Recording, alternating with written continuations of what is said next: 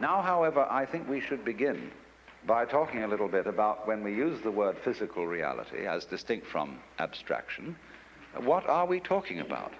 Because you see, there's going to be a fight about this, philosophically.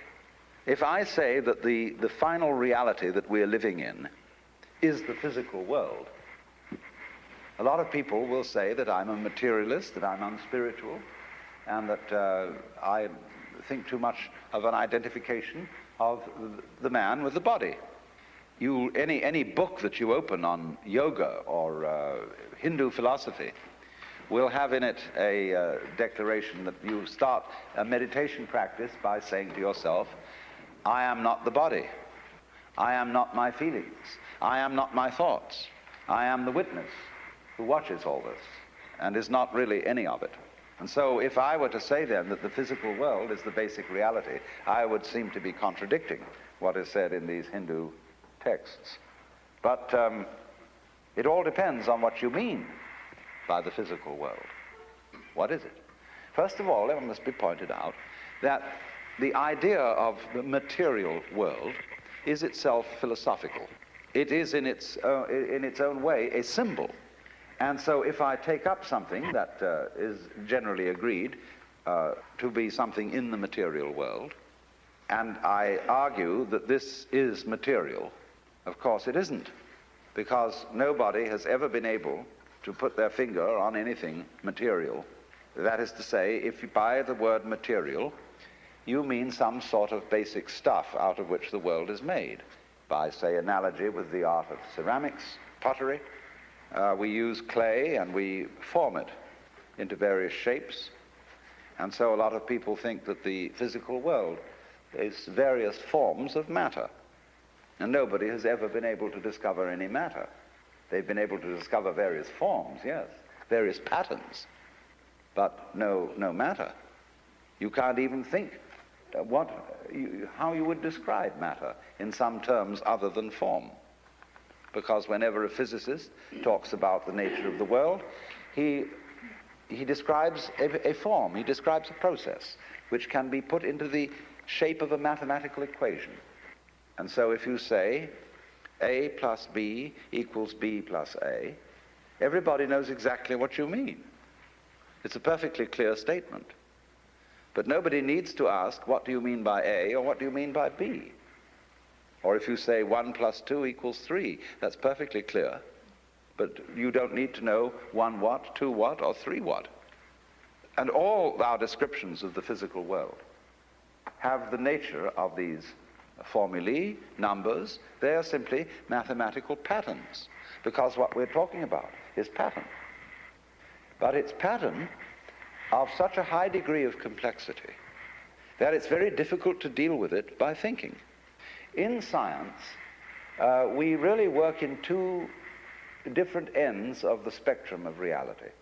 We can deal with problems in which there are very few variables, or we can deal with problems in which there are almost infinitely many variables.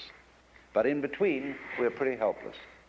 In other words, the average person cannot think through a problem involving more than 3 variables without a pencil in his hand.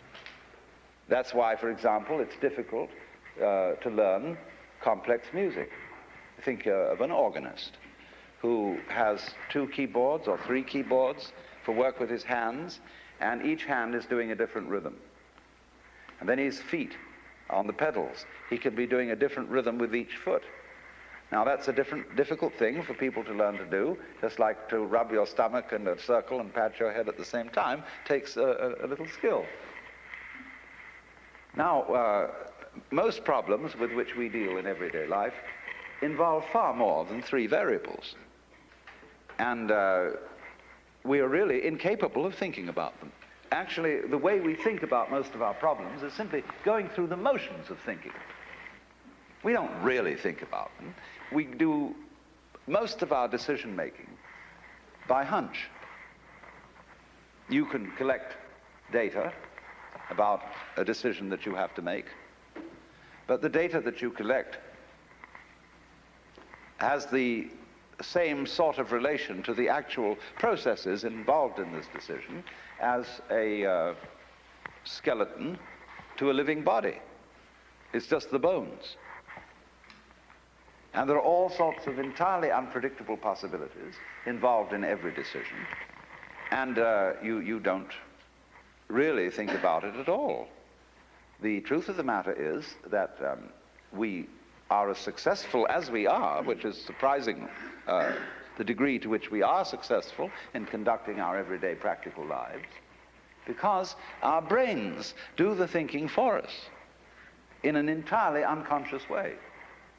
The brain is far more complex than any computer. The brain is, in fact, the most complex known object in the universe, because our neurologists don't understand it. They have a very primitive conception of the brain and admit it. And therefore, if we do not understand our own brains, that simply shows that our brains are a great deal more intelligent than we are. Meaning by we, the thing that we have identified ourselves with.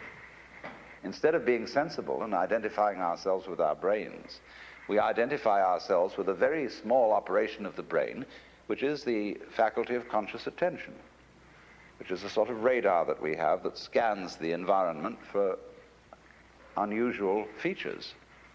And we think we are that, and we are nothing of the kind. That's just a little trick we do.